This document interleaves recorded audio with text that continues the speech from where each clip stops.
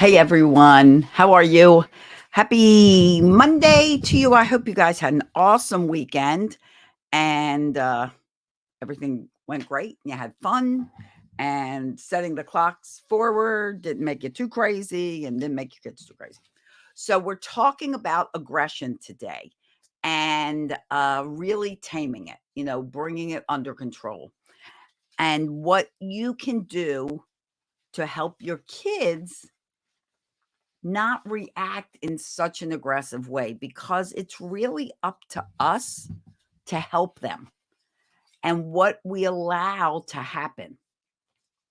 So, first of all, a lot of aggressive behavior, be it tantrums or they're throwing or they're hitting or anything like that, a lot of that is trigger based.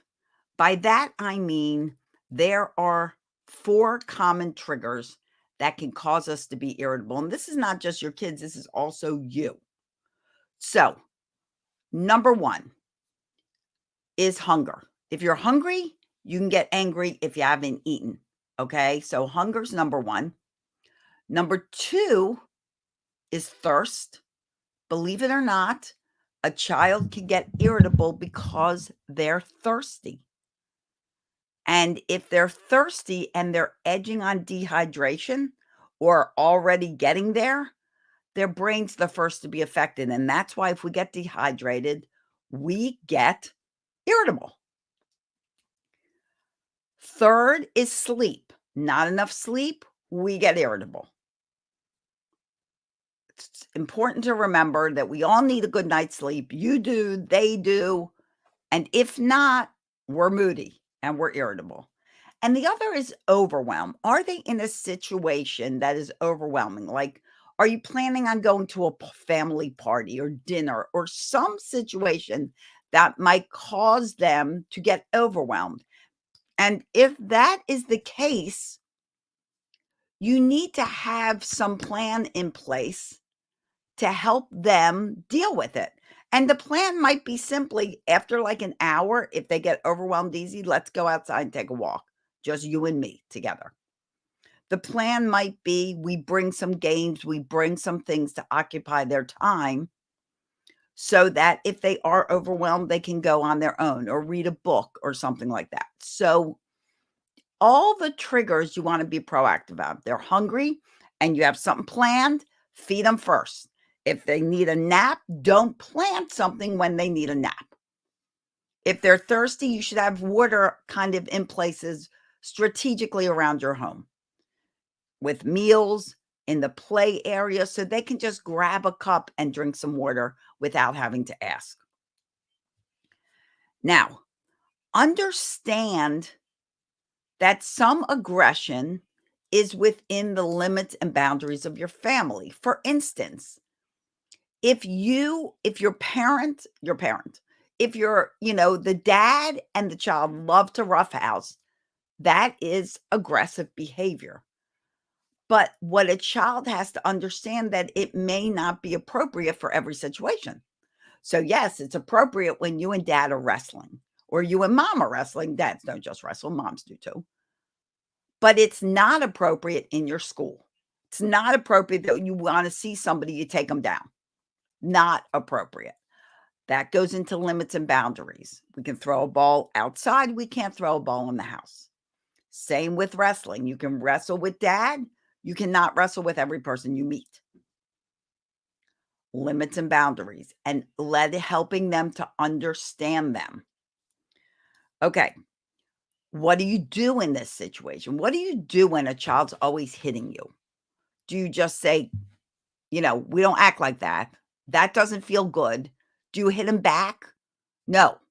Number 1, do not hit them back. Because remember, that goes to whatever you do, good or not so good, you give your child permission to do. So do not hit back.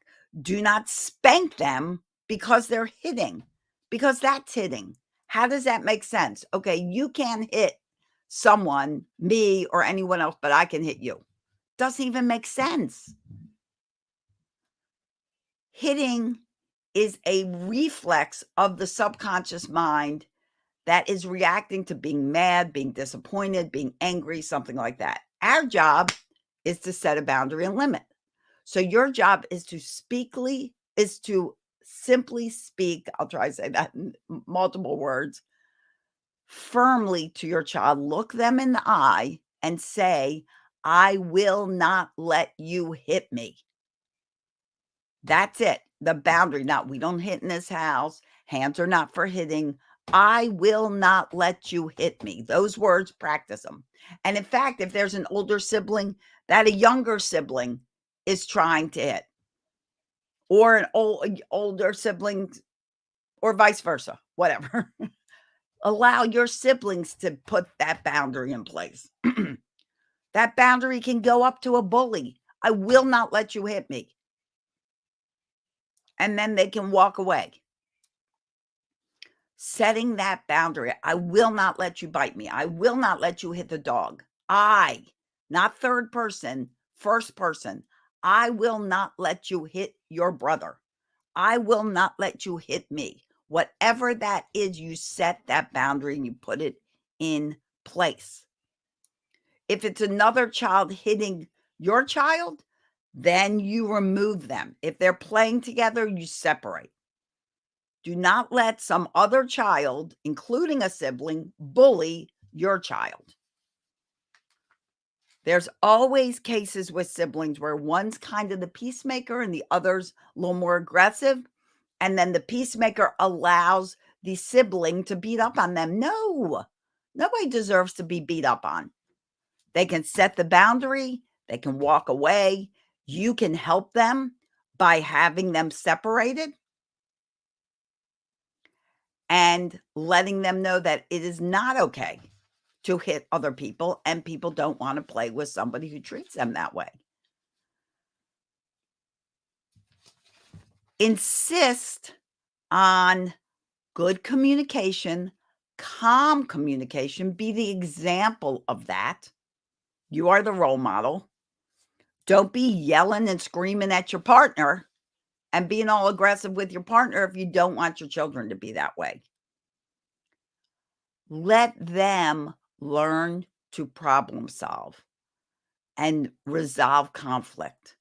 Let them be those people. Give them the time. Don't just jump in. Let them learn to resolve little issues. If it gets violent, then you come into the picture. But don't let your child do any of that aggression to you. If you allow you to be hit, bit, thrown things at, if you allow that, you give them permission to do it to anybody. Do not allow that kind of behavior. If they throw toys or they throw something, game over. Toy is gone. If they throw their food, dinner is done. This is not a game. This is not, oh, okay, I'll give it back to you, but don't throw it again. And then they throw it. That's it. You can give them one try if you want, but no more than once. If they continue to throw that again, they think it's a game. End it. Okay. You and your partner have to be on the same page with this. One parent cannot allow the kid to be out of control and aggressive towards them while the other parent doesn't. You have to be in agreement that this kind of aggressive behavior will not continue. And if it's something that's repetitive, like them throwing food all the time, or at about 4 o'clock, they get kind of irritable and aggressive, look for the stack method. I believe it's in our files section. And what this does is it gives you a chance to examine the scenario, the trigger, the action, and the consequence. So it really gives you an opportunity to examine the behavior. And what do you need to change? What do you need to put into place?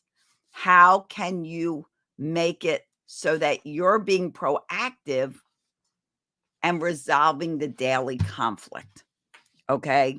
Because if you do nothing, it'll just go on and on and on and on. Because basically, if you do nothing and you don't react to it properly, you're giving them permission to continue that behavior. Okay? If it's a tantrum, best reaction to a tantrum is no reaction. Let it run its course.